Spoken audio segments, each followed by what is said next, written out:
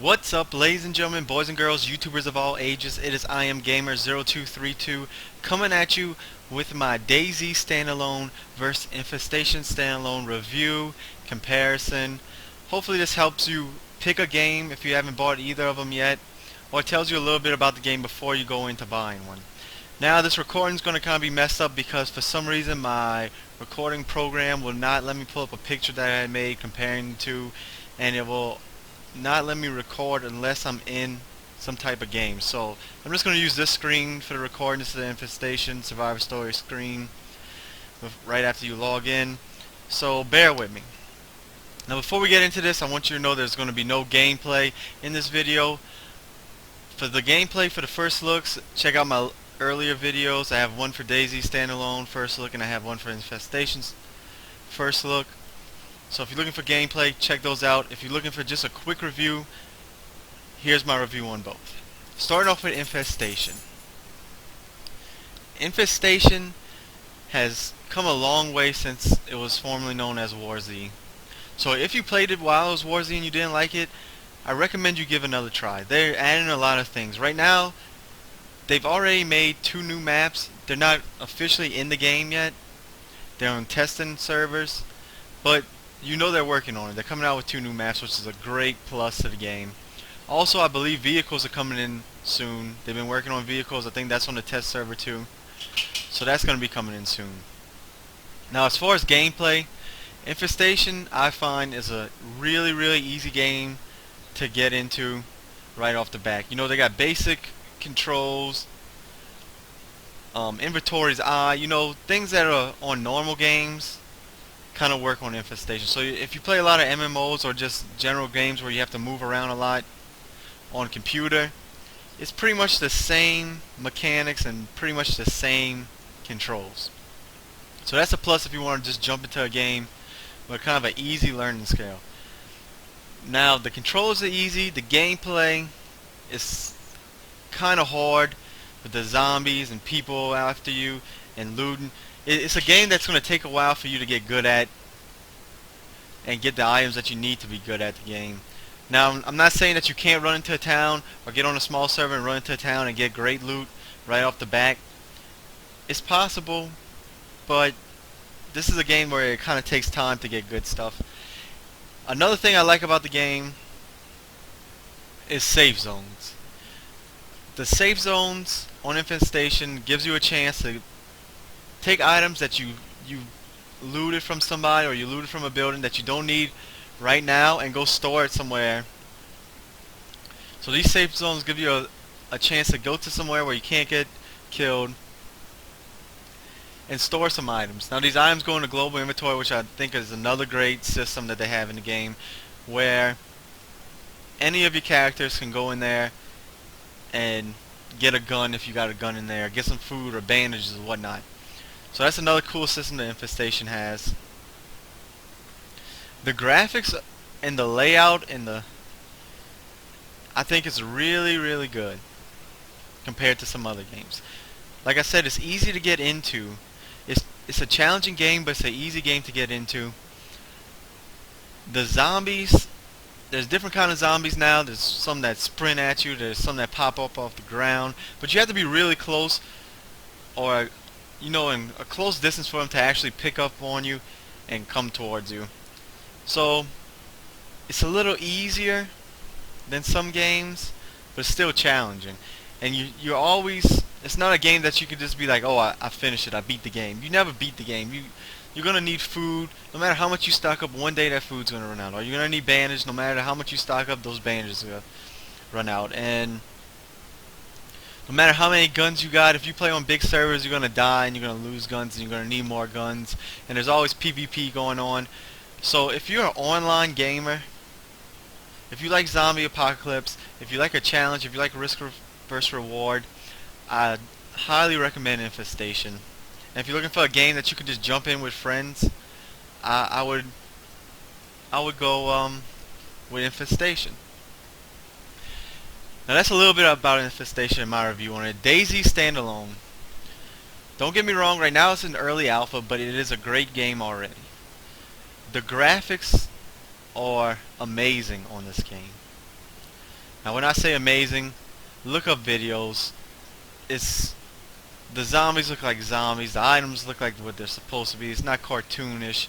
The sounds are amazing. When you run through different terrain, the sounds go with that terrain. You run through a bush, it makes like a little noise like you just skimmed the bush. The sounds are amazing. The graphics are amazing. Now as far as controls. Controls are a tough thing to learn, I guess. If you don't look at the control setup, you're gonna be hitting all kind of buttons on your keyboard trying to find out different things.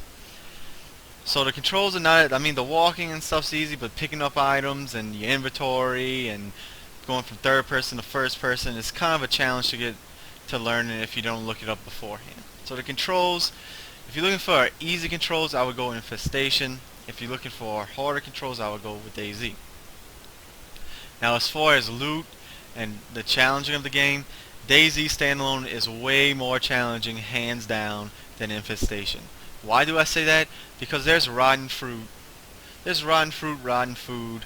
Your guy gets, if you swim, your guy's clothes gets wet and damp. You can die from freezing or get sick. There's bottles you can fill up with water if they're empty. If you get bit by zombies, you leak blood on your clothes. Items decay. I think overall loot is hard to come by, and there's no safe zones. So what you got on your body, I believe you can store in, like, say a vehicle you build, or I think you can find tents every now and then. You can store them in tents, but other than that, there's no safe zones to go to and bring your items, or to pass. You get one character, you can't pass it on to another character. So the game overall is much more challenging. Great graphics. The controls are a little tough to get into, but gameplay and difficulty, if you like a difficult game with that risk versus reward, Dayz is for you. Now let me tell you, my personal experience, I would get both. The battle between these two are kind of like the Call of Duty and the Battlefield. I used to work in a gaming company, and I used to sell games, and when customers would ask me, hey, do you recommend, I think at that time it was Battlefield 3 or Call of Duty, what would you go with? I would tell them, my honest opinion, Call of Duty is an easier game to get into. It's more fast paced. To me, it's more fast paced. It's an easier game to get into, and a lot more people at that time played it.